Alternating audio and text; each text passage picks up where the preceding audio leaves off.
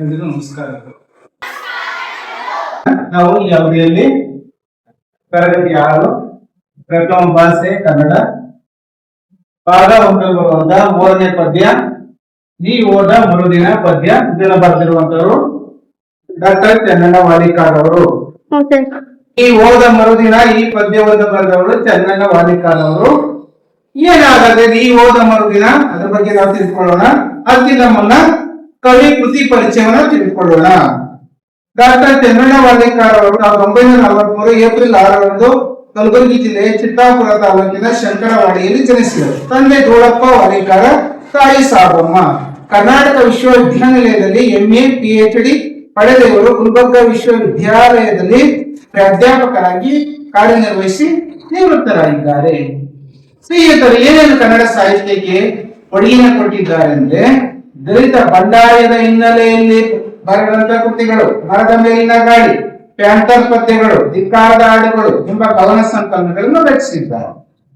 ಕಪ್ಪು ಕಥೆಗಳು, ಹೆಪ್ಪುಗಟ್ಟಿದ ಸಮುದ್ರ, ಖುದ್ದವರ ಕಥೆಗಳು, ಖುದ್ದವರ ಕಥೆಗಳು ಎಂಬ ಕಥಾ ಸಂಕಲನಗಳನ್ನು, ವ್ಯೋಮಾಯೋಮ, ಸುನೀತಗಳ ಸಂಖ್ಯಾಮೃಗ ಎಂಬ ಮಹಾಕಾವ್ಯಗಳನ್ನು, ಟೊಂಕದ ಕೆಳಗಿನ ಜನ, ಅವಿವೇಕಿ ರಾಜಕತೆ, ತಲೆ ಹಾಕುವವರು ಎಂಬ ನಾಟಕಗಳೊಂದಿಗೆ ಸಾಹಿತ್ಯ ಲೋಕವನ್ನು ಶ್ರೀಮಂತಗೊಳಿಸಿದ್ದಾರೆ.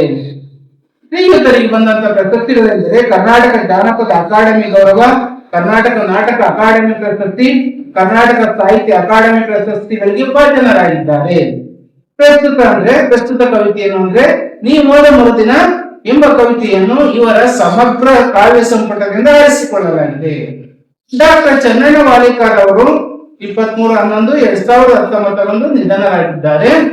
ಈಗ ನಾವು ಮಕ್ಕಳೇ ನೀ ಓದ ಮರುದಿನ ಈ ಪದ್ಯದ ಪ್ರವೇಶಿಕರನ್ನ. ಹೊಸಗನ್ನಡ ಸಾಹಿತ್ಯವು ನವೋದಯ, ಪ್ರಗತಿಶೀಲ, ದಲಿತ, ಬಂಡಾಯ, ಮಹಿಳಾ ಸಾಹಿತ್ಯ ಎಂಬ ವಿವಿಧ ದೃಷ್ಟಿಕೋನಗಳಲ್ಲಿ ಬೆಳೆದು ಬಂದಿದೆ. ನಾನು ಸಂಕ್ಷಿಪ್ತವಾಗಿ ಹೇಳ್ಬಿಡ್ತೀನಿ.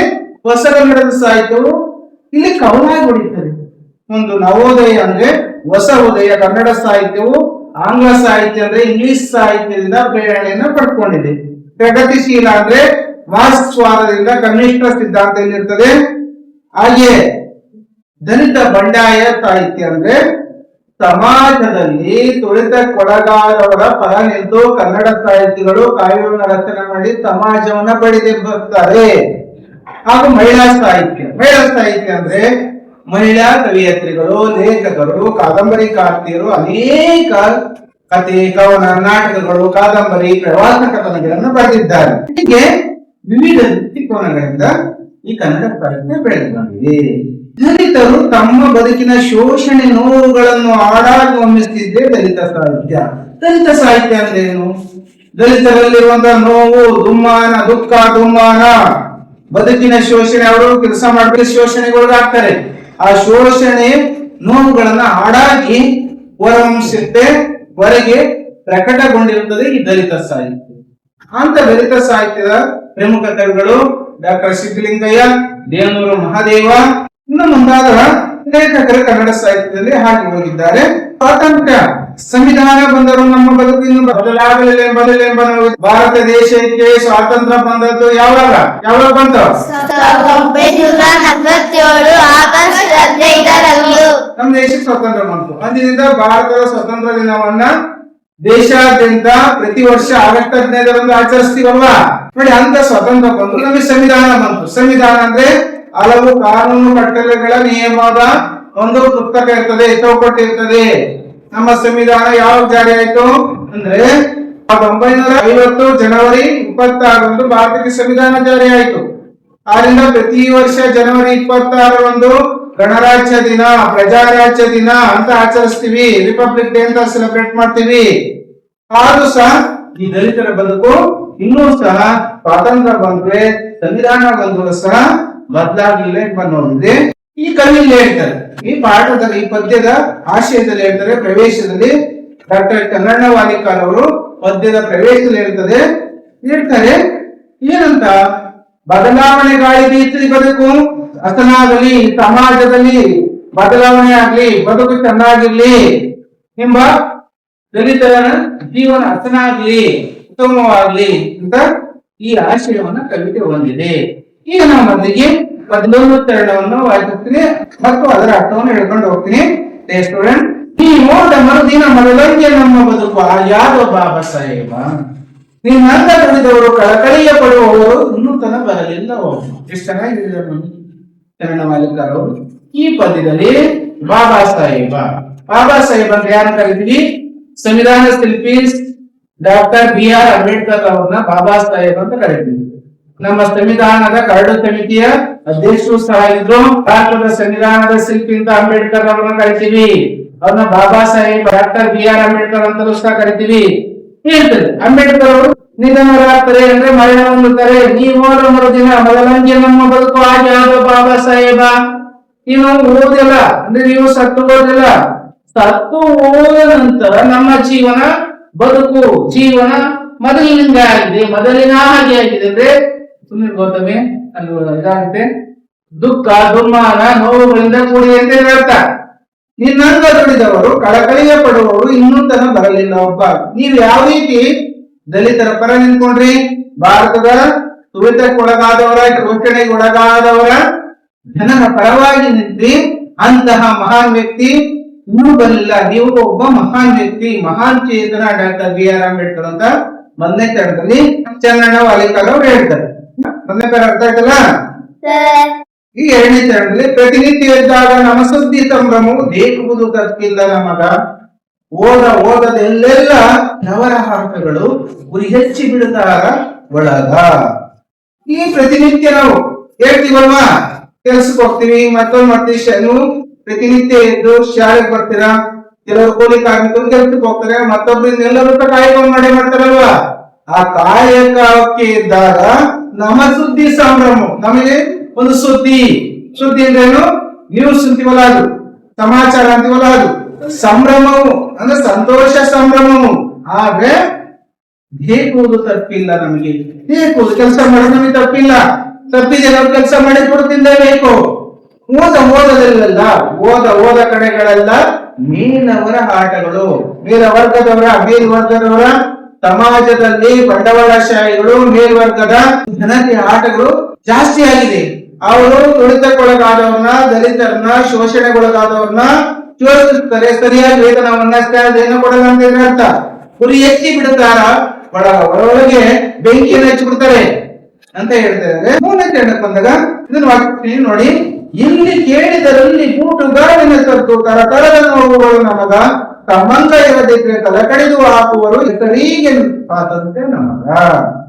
ಇಲ್ಲಿ ನೀವು ಕೇಳಿದ್ರು ಸಹ ಈ ಚರಣದ ಅರ್ಥದಲ್ಲಿ ನಾವು ನೋಡೋಣ. ಎಲ್ಲಿ ಕೇಳಿದರಲ್ಲಿ, ಎಲ್ಲಿ ಸಹ ಕೇಳಿ ನೀವು ಬೂಟುಗಾರಿನ ಸತ್ತು, ಬೂಟುಗಳು ಹಾಕಿದಂತ ಒಂದು ಶಬ್ದ ಬರ್ತದೆ. ತರತರದ ನೋವುಗಳು ನಮಗಿದೆ. ಸಂಬಂಧ ಇರದಿದ್ರೆ ನೀವು ಯಾವ ರೀತಿ ದಲಿತರಿದ್ದೀರೋ ಆ ರೀತಿ ಇಲ್ಲದೆ ಹೋದ್ರೆ ತಲೆ ಕಡ್ದಾಕ್ತಾರೆ, ನಮ್ ತಲೆಯಿಂದ ಕಡ್ದಾಕ್ತಾರೆ. ಅಂತ ಸಮಾಜದ ವಿದ್ರೋಹಿ ಕೆಟ್ಟ ಜನರಿದ್ದಾರೆ. ಹೆಸರಿಗೆ ಸ್ವಾತಂತ್ರ್ಯ ನಮಗ, ನಮಗೆ ಹೆಸರಿಗೆ ಮಾತ್ರ, ನೆಪ ಮಾತ್ರಕ್ಕೆ ಮಾತ್ರ ನಮಗೆ ಸ್ವಾತಂತ್ರ್ಯ ಬಂದಿದೆ, ಸಮಾನತೆ ಬಂದಿದೆ.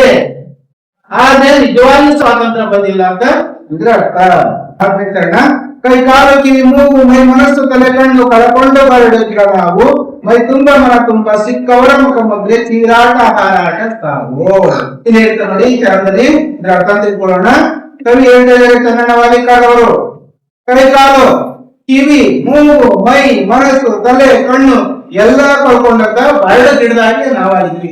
ಒಂದು ಬರಡ ಗಿಡನ ನೋಡಿ, ಅದರಲ್ಲಿ ಎಲೆ ಇರಲ್ಲ, ಎಲ್ಲೆಲ್ಲ ಉದ್ದಿರುತ್ತೆ, ಒಣಗಿರ್ತಲ್ವಾ.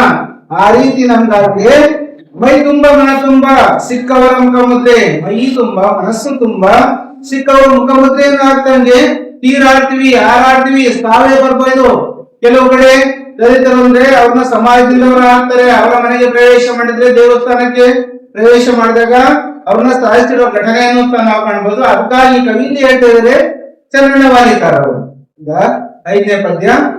ಬಾರ ದಾರಿಯಲ್ಲಿ ಅಡುಗಲ್ಲುಗಳು ಸೇರಿ ಮುಳಕಲ್ಲು ಹಾಸ್ಯವು, ಊರ ಹೆಚ್ಚಿಗೆ ಬೆಳೆದವರ ಉಳಿದವರ ಜೀವಗಳು ಅಗಲಾಗ ಹೊಡೆದಾರ ಟಾರ. ಇಲ್ಲಿ ಹೆಂಗೆ ಹೇಳ್ತಿದ್ದಾರೆ ನೋಡಿ ಕವೀಕರಣದಲ್ಲಿ. ಬಾರುವ ದಾರಿಯಲ್ಲಿ, ಹೋಗುವಂತ ದಾರಿಯಲ್ಲಿ ಅಡುಗಲ್ಲುಗಳು, ಕೆಟ್ಟ ಕೆಟ್ಟ ಕಲ್ಲುಗಳನ್ನ ಸೇರ್ಕೊಂಡಿದ್ದೆವು. ಮುಳಕಲ್ಲು ಹಾಸ್ಯವು, ಪೂರ ಮುಳಕಲ್ಲು ಮುಳ್ಳಿನಂತಹ ಕಲ್ಲುಗಳನ್ನು ಸಹ ರಸ್ತೆಯಲ್ಲಿ ನಾವು ಹೋಗ್ಬೇಕಾದ್ರೆ ಹಾಸಿದ್ದಾರೆ. ಹಾಸ್ಯ ಅಂದ್ರೆ ಇದು ಪ್ರಾಂತಿಕ ಪದ, ಹಾಸಿದ್ದಾರೆ ಅಂತ ಅರ್ಥ. ಹೆಚ್ಚಿಗೆ ಬೆಳೆದವರ ಉಳಿದವರ ಜೀವಗಳು ಅಗಲಾಗ ಹೊಡೆದವರ ಟಾರ.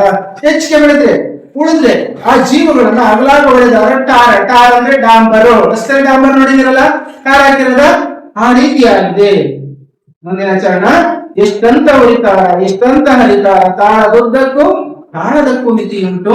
ಇಲ್ಲಿ ತಾಳಿ ತಾಳಿ ಒಮ್ಮೆ ಚೇಳಾಗಿ ಕುಟುಕುವನ್ನು ಸಾಮಾನ್ಯನಲ್ಲೋ ಬಡತೀವಿ. ಇಲ್ಲಿ ದಲಿತರ ಒಂದು ಉಗ್ರ ಪ್ರತಿಭಟನೆಯನ್ನ ಕವಿ ಹೇಳ್ತಾ ಇದ್ದಾರೆ. ಎಷ್ಟಂತ ಹೊಡಿತಾರೆ ಈ ಸಮಾಜದಲ್ಲಿರುವಂತ ಕೆಟ್ಟ ಜನರು, ನಮ್ಮನ್ನ ಶೋಷಣೆ ಮಾಡುವಂತವರು, ದಲಿತರನ್ನ ಶೋಷಣೆ ಮಾಡುವಂತ ಜನರು ಎಷ್ಟಂತ ಹೊಡ್ಕೋತಾರೆ. ಏನ್ ಮಾಡಬೇಕು ನಮ್ಗೆ, ಏನ್ ಮಾಡಬೇಕು ನಮ್ಮನ್ನ ಆಗಲ್ಲ ಅಂತ ಇದ್ದಾರೆ. ತಾಳದಕ್ಕೂ ಮಿತಿ ಉಂಟು. ಯಾವ ಕಾಲು ಸಹ ತಾಳ್ಮೆಗೆ ಮಿತಿ ಇರ್ತದೆ ಅಲ್ವಾ. ತಾಳ್ದ ಬಾಯಿ ಅಂತ ಇದೆ, ಬಾಳಿಯ ಆ ತಾಳ್ಮೆಗೂ ಮಿತಿ ಉಂಟಿದೆ, ಮಿತಿ ಇದೆ ಅಲ್ವಾ. ತಾಳ್ಮೆಗೂ ಮಿತಿ ಉಂಟು ಅಲ್ವಾ. ತಾಳ್ಮೆ ಕಳ್ಕೊಂಡ್ರೆ ಮನುಷ್ಯ ಏನಾಗ್ತಾರೆ ತಾಳ್ಮೆ ಕಳ್ಕೊಂಡ ಮನುಷ್ಯ ಏನಾಗ್ತಾನೆ, ಕೋಪದಿಂದ ಕೂಡಿರ್ತಾರೆ, ಸಿಟ್ಟು ಬರ್ತದೆ, ಏನ್ ಬೇಕಾದ್ರೂ ಮಾಡ್ಬಿಡ್ತಾರೆ ಅಲ್ವಾ. ಆದ್ರಿಂದ ತಾಳ್ಮೆಗೂ ಸಹ ಮಿತಿ ಇದೆ.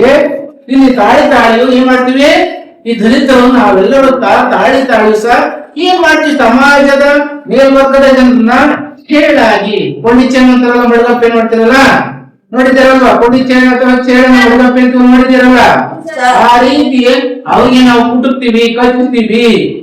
ಸಾಮಾನ್ಯನಲ್ಲ ಬಡಜೀವಿ. ಈ ಬಡಜೀವಿಯಾದ ಈ ದಲಿತರು ಸಾಮಾನ್ಯವಾಗಿ ಶೋಷಣೆಗೊಳಗಾದ, ತುಳಿತಕ್ಕೊಳಗಾದ ಜನರು ಸಾಮಾನ್ಯನಾಗಲ್ಲ, ಅವನ ಅಸಾಮಾನ್ಯನಾದ ಬಡಜೀವಿ ಆಗ್ತಾನೆ ಅಂತ ಕವಿ ಹೇಳ್ತಾರೆ. ಮುಂದಿನ ಚರಣ ನೋಡೋಣ. ದುಡಿದು ಹುಟ್ಟಿರಲು ಕತ್ತಲಿರುವ ತನಕ ಕೊತ್ತಿಗಳು ಗೊತ್ತಿ ಆವ ಜೋರ, ಹೊರಗಿದ್ದವರೆಲ್ಲ ಗ್ವಾಡ್ಯಾದ ಕುಂತಾರ, ಇನ್ನಿಲ್ಲ ನಮ್ಮ ದಾರಿ ದೂರ. ಇಲ್ಲಿ ಕಷ್ಟಪಟ್ಟು ದುಡ್ಡಿರ್ತಾರೆ. ಅದ್ರ ಬಗ್ಗೆ ಹೇಳ್ತಾರೆ ಕವಿಯಲ್ಲಿ ಚನ್ನವರಿಕಾರವರು. ದುಡಿದು ಹುಟ್ಟಿರಲು ನಾವು ಹುಟ್ಟಿವಿ, ದುಡಿಮೆ ಮಾಡಕ್ಕೆ ಹುಟ್ಟಿದೀವಿ. ಕತ್ತಲಿರುವ ತನಕ ಕೊತ್ತಿಗಳೇನ್ ಮಾಡ್ತವೆ ಬೇಕು. ಯಾಕೆ ಏನ್ ಮಾಡ್ತವೆ, ಹಾಲು ಕುಡಿತವರು ಮನೆಯಲ್ಲಿ, ಹಾಲು ಮತ್ತೊಂದು ಮಜ್ಜಿಗೆ ಕುಡಿಬೇಕು. ಕೊತ್ತಿಗಳು ಗೊತ್ತಿ ಆವ ಜೋರಾಗಿ ಕೊತ್ತಿಗಳಿದ್ದಾವೆ. ಹಾಗೆ ಕೊತ್ತಿಗಳಾಗಿ ಈ ಸಮಾಜದ ಶೋಷಣೆ ಮಾಡುವಂತ ಜನರ ಬಗ್ಗೆ ಇಲ್ಲಿ ಕವಿ ಹೇಳ್ತಾರೆ. ಗೋಡಿಗಿದ್ದವರೆಲ್ಲ ಗ್ವಾಡ್ಯಾಗ ಕುಂತಾರ. ಗೋಡ್ ಅಂದ್ರೆ ರಸ್ತೆ, ರಸ್ತೆಲಿದ್ದವರೆಲ್ಲ ಗ್ವಾಡ್ಯಾಗ ಅಂದ್ರೆ ಇದು ಗ್ರಾಂಥಿಕ ಪದ. ಗ್ವಾಡ್ಯಾಗ ಅಂದ್ರೆ ಗೋಡೆಯ ಮೇಲೆ, ಗೋಡೆಯ ಮೇಲೆ ನಾವೆಲ್ಲ ಕೂತಿದ್ದಾರೆ. ಇನ್ನಿಲ್ಲ ನಮ್ಮ ದಾರಿ ದೂರ, ನಾವು ಸಲೀತಾಗಿ ಹೋಗ್ಬೋದು, ನಮ್ಮ ದಾರಿ ಇಲ್ಲಿ ಹತ್ರವಾಗಿದೆ, ನಮ್ಮ ದಾರಿ ದೂರವಿಲ್ಲ ಹತ್ರವಾಗಿದೆ ಅಂತ ಹೇಳ್ತಾರೆ. ಮುಂದಿನ ಕೊನೆ ಕಾರಣ ಲಾಸ್ಟ. ಬಾಬಾ ಸಾಹೇಬರೇನು ಹುಚ್ಚರಲ್ಲವೇ ಅಲ್ಲ, ಗಾಂಧಿ ಜೊತೆಗಳೆಲ್ಲ ಸುಮ್ಮ, ಅಷ್ಟು ಒದ್ದಾಡಿದಕ್ಕೆ ಹೆಂಗೈತೆ ನಮ್ಮ ಬದುಕು, ತಿಳಿಯಿತೆ ಈಗಲಾದ್ರೂ ತಮ್ಮ. ಈ ಕೊನೆ ಕಾರಣದಲ್ಲಿ ಬಾಬಾ ಸಾಹೇಬ್ ಡಾಕ್ಟರ್ BR ಅಂಬೇಡ್ಕರ್ ಅವ್ರ ಬಗ್ಗೆ ಕವಿ ಹೇಳ್ತಾರೆ. ಆ ಬಾಬಾ ಸಾಹೇಬ್ ಏನ್ ಹುಚ್ಚರಲ್ಲ, ಅವರು ಭಾರತದಲ್ಲಿ ಯಾರು ಓದಿಲ್ಲ ಅಷ್ಟು ಓದಿದ್ದಾರೆ. ಅನೇಕ ಡಿಗ್ರಿಗಳನ್ನು ಪಡ್ಕೊಂಡಿದ್ದಾರೆ. BA ಓದಿದ್ದಾರೆ, ಮಾಸ್ಟರ್ ಡಿಗ್ರಿಗಳನ್ನು ಓದಿದ್ದಾರೆ, PhD ಪಡ್ಕೊಂಡಿದ್ದಾರೆ, ಡಾಕ್ಟರೇಟ್ ಪಡ್ಕೊಂಡಿದ್ದಾರೆ. ಹಲವು ವಿಶ್ವವಿದ್ಯಾನಿಲಯಗಳು ಅವರಿಗೆ ಡಾಕ್ಟರೇಟ್ ಪದವಿಯನ್ನು ಕೊಟ್ಟು ಗೌರವಿಸಿದ್ದಾರೆ. ಭಾರತದಲ್ಲಿ ಹೆಚ್ಚು ಓದಿ ಜ್ಞಾನವನ್ನು ತಿಳಿದುಕೊಂಡಿದ್ದವರು ಡಾಕ್ಟರ್ BR ಅಂಬೇಡ್ಕರ್ ಅವರು. ಅವ್ರು ಹೇಳ್ತಾರೆ, ಓದು ಓದು ಓದು, ನಿನ್ನ ಶತ್ರು ತಲೆಬಾಗುವ ತನಕ ಓದು ಅಂತ ಮಾತು ಹೇಳ್ತಾರೆ. ಆದ್ರೆ ಕವಿ ಚರಣ ವಾಲಿಕಾರ ಹೇಳ್ತಾರೆ, ಬಾಬಾ ಸಾಹೇಬ್ ಹುಚ್ಚರಲ್ಲ, ಅವ್ರು ಸುಮ್ಮನೆ ಕೂತಿರ್ಲಿಲ್ಲ. ಭಾರತದಲ್ಲಿ ದಲಿತರ ಪರವಾಗಿ ನಿಂತ್ಕೊಂಡಂತವ್ರು. ಗಾಂಧಿ ಜೊತೆಯಲ್ಲೆಲ್ಲ ಸುಮ್ಮ. ಗಾಂಧಿ ಯಾರು? ಭಾರತದ ರಾಷ್ಟ್ರಪಿತ ಮಹಾತ್ಮ ಗಾಂಧಿ ಅವರಲ್ವಾ. ಭಾರತದಲ್ಲಿ ಬ್ರಿಟಿಷರ ವಿರುದ್ಧ ಸ್ವತಂತ್ರ ಹೋರಾಟ ನಿರ್ವಹಿಸಿಕೊಂಡಂತವ್ರು. 1920ರಿಂದ 1947ರವರೆಗೆ ಗಾಂಧಿ ಯುಗ ಅಂತ ಕರೀತಾರೆ. ಗಾಂಧಿಯವರ ಜೊತೆ ಡಾಕ್ಟರ್ BR ಅಂಬೇಡ್ಕರ್ ಸ್ವತಂತ್ರ ಹೋರಾಟದಲ್ಲಿ ಧುಮುಕ್ತಾರೆ. ಇಲ್ಲಿ ಇರ್ವಿನ್ ಒಪ್ಪಂದದಲ್ಲಿ ಪಾಲ್ಗೊಳ್ತಾರೆ. ಈ ರೀತಿ ಕವಿ ಹೇಳುತ್ತಾ ಇದ್ದಾರೆ. ಗಾಂಧಿ ಜೊತೆ ಇರಲಿಲ್ಲ ಸುಮ್ಮ. ಮಹಾತ್ಮ ಗಾಂಧೀಜಿಯವರ ಜೊತೆ ಡಾಕ್ಟರ್ BR ಅಂಬೇಡ್ಕರ್ ಸುಮ್ಮನಿರಲಿಲ್ಲ. ಅವರು ನಮ್ಮ ಪರವಾಗಿ ನಿಂತ್ಕೊಂಡ್ರು ಅಂದ್ರೆ ದಲಿತರ ಪರವಾಗಿ ನಿಂತ್ಕೊಂಡ್ರು. ಡಾಕ್ಟರ್ BR ಅಂಬೇಡ್ಕರ್ ಅವರು ಅಷ್ಟು ಒದ್ದಾಡಿದಕ್ಕೆ ಹಿಂಗೈತೆ ನಮ್ಮ ಬದುಕು. ಡಾಕ್ಟರ್ BR ಅಂಬೇಡ್ಕರ್ ಅವರು ಎಷ್ಟು ಕಷ್ಟಪಟ್ಟು ನಮ್ಮ ಪರವಾಗಿ ಹೋರಾಟ ಮಾಡಿದ್ರು, ನಮ್ಮ ಪರವಾಗಿ ಧ್ವನಿಯಾಗಿ ನಿಂತ್ಕೊಂಡ್ರು. ಅದರಿಂದ ನಮ್ಮ ಜೀವನ ಇಷ್ಟ ಆಗಿದೆ. ಶಾಲಾ ಕಾಲೇಜುಗಳಲ್ಲಿ ಓದ್ತೀವಿ, ಸರ್ಕಾರಿ ಕೆಲಸ ತಗೊಂಡಿದೀವಿ, ಅಥವಾ ಕೆಲವು ಖಾಸಗಿ ಉದ್ಯೋಗಗಳನ್ನು ಸ್ಥಾಪಿಸಿದೀವಿ. ತಿಳಿಯಿತೆ ಈಗಲಾದ್ರೂ ತಮ್ಮ ಅಂತ ಈ ಸಮಾಜಕ್ಕೆ ಚರಣ ವಾಲಿಕರ್ ಅವರು ಸಂದೇಶವನ್ನು ಕೊಡ್ತಿದ್ದಾರೆ. ಇದುವರೆಗೂ ಹೋದ ಬರೆದಿನ ಪದ್ಯವನ್ನು ವಾಸಿಸಿದ್ದೀನಿ. ಈ ಪದ್ಯದ ಅರ್ಥವನ್ನ ನಿಮಗೆ ಸಾಧ್ಯವಾದಷ್ಟು ಅರ್ಥವಾಗುವಂತೆ ಹೇಳಿಕೊಟ್ಟಿದ್ದೇನೆ. ಈ ವಿಡಿಯೋವನ್ನು